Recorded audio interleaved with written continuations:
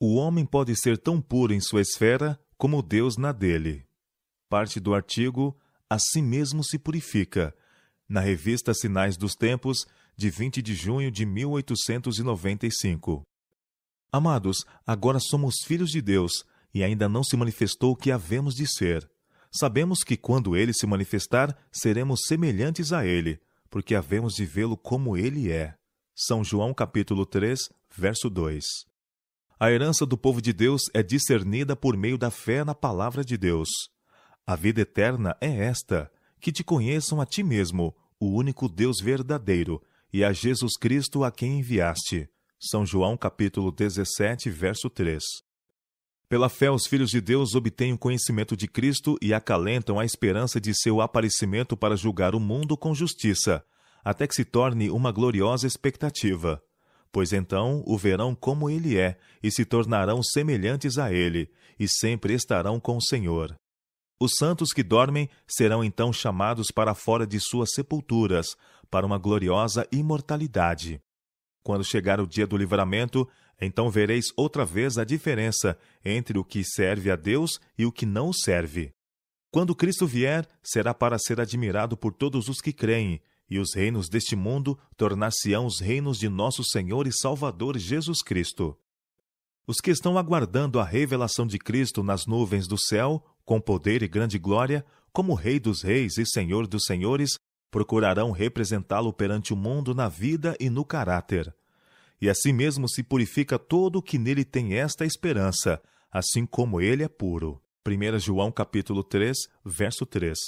Odiarão o pecado e a iniquidade, assim como Cristo odiou o pecado. Guardarão os mandamentos de Deus, como Cristo guardou os mandamentos de seu Pai.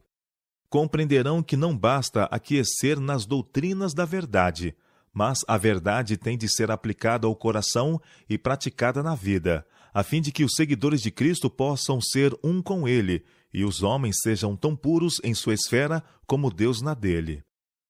Tem havido homens em todas as gerações que têm afirmado ser filhos de Deus, pagando o dízimo da hortelã, do endro e do cominho, mas levando uma vida iníqua por negligenciarem os preceitos mais importantes da lei, a misericórdia, a justiça e o amor a Deus. Há muitos hoje em dia que se encontram num engano similar, pois, embora tenham uma aparência de grande santidade, não são praticantes da palavra de Deus. Que se pode fazer para abrir os olhos dessas almas que se iludiram a si mesmas, se não apresentar-lhes um exemplo de verdadeira piedade, não sendo nós mesmos somente ouvintes, mas também praticantes dos mandamentos do Senhor, refletindo assim a luz da pureza de caráter sobre o seu caminho? Os filhos de Deus não serão semelhantes às pessoas mundanas, pois a verdade recebida no coração será um meio de purificar a alma e de transformar o caráter, tornando o seu recebedor da mesma mentalidade que Deus. A menos que alguém se torne da mesma mentalidade que Deus, ainda se encontrará em sua depravação natural. Se Cristo estiver no coração, ele aparecerá no lar, na oficina, no mercado, na igreja. O poder da verdade será percebido por elevar e enobrecer a mente, e enternecer e subjugar o coração, pondo a pessoa toda em harmonia com Deus. Quem é transformado pela verdade lançará luz sobre o mundo. Quem tem a esperança de Cristo dentro de si, purificar-se-á, assim como ele é puro. A esperança do aparecimento de Cristo é uma grande esperança, uma esperança de longo alcance. É a esperança de ver o Rei em sua formosura e de tornar-se semelhante a ele. Quando Cristo vier, a terra tremerá diante dele, os céus se recolherão como um pergaminho que se enrola, e todos os montes e ilhas serão movidos dos seus lugares. Vem o nosso Deus e não guarda silêncio. Perante ele arde um fogo devorador, ao seu redor esbraveja grande tormenta. Intimas os céus lá em cima e a terra, para julgar o seu povo. Congregai os meus santos, os que comigo fizeram aliança por meio de sacrifícios. Os céus anunciam a sua justiça, porque é o próprio Deus que julga. Salmo 50, versos 3 a 6. Em vista do grande dia de Deus, podemos ver que nossa única segurança se encontrará em afastar-nos de todo pecado e iniquidade. os que continuarem no pecado estarão entre os condenados e os que perecem. João viu o fim dos que escolhem o caminho da transgressão. Os reis da terra, os grandes, os comandantes, os ricos, os poderosos, e todo escravo e todo livre se esconderam nas cavernas e nos penhascos dos montes, e disseram aos montes e aos rochedos: Caí sobre nós e escondei-nos da face daquele que se assenta no trono e da ira do Cordeiro, porque chegou o grande dia da ira deles, e quem é que pode suster-se? Apocalipse capítulo 6, versos 15 a 17. Terrível condenação está reservada ao pecador, e, portanto, é necessário que saibamos o que é pecado, para que possamos livrar-nos de seu poder. João diz: Todo aquele que pratica o pecado também transgride a lei, porque o pecado é a transgressão da lei. 1 João capítulo 3, verso 4. Temos aqui a verdadeira definição do pecado. Ele é a transgressão da lei. Quantas vezes o pecador é incentivado a abandonar os seus pecados e ir a Jesus? Será, porém, que o mensageiro que quis conduzi-lo a Cristo indicou claramente o caminho? Apontou ele claramente para o fato de que o pecado é a transgressão da lei e que o pecador precisa arrepender-se e abandonar a transgressão dos mandamentos de Deus?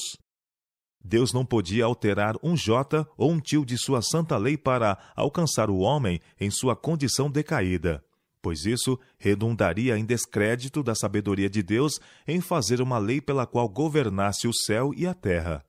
Mas Deus podia dar seu Filho unigênito para tornar-se o substituto e penhor do homem, para sofrer a penalidade merecida pelo transgressor e para comunicar sua perfeita justiça à alma arrependida. Cristo tornou-se o sacrifício sem pecado por uma raça culpada, fazendo dos homens prisioneiros de esperança, para que pelo arrependimento para com Deus, por haverem transgredido sua santa lei, e pela fé em Cristo como seu substituto, penhor e justiça, pudessem ser reconduzidos à lealdade a Deus e à obediência à sua santa lei. Ao pecador era impossível observar a lei de Deus, a qual é santa, justa e boa. Mas essa impossibilidade foi removida pela comunicação da justiça de Cristo à alma arrependida e crente. A vida e a morte de Cristo em favor do homem pecaminoso tinha por finalidade restaurar o pecador à aprovação de Deus, comunicando-lhe a justiça que satisfizesse as reivindicações da lei e encontrasse aceitação da parte do Pai.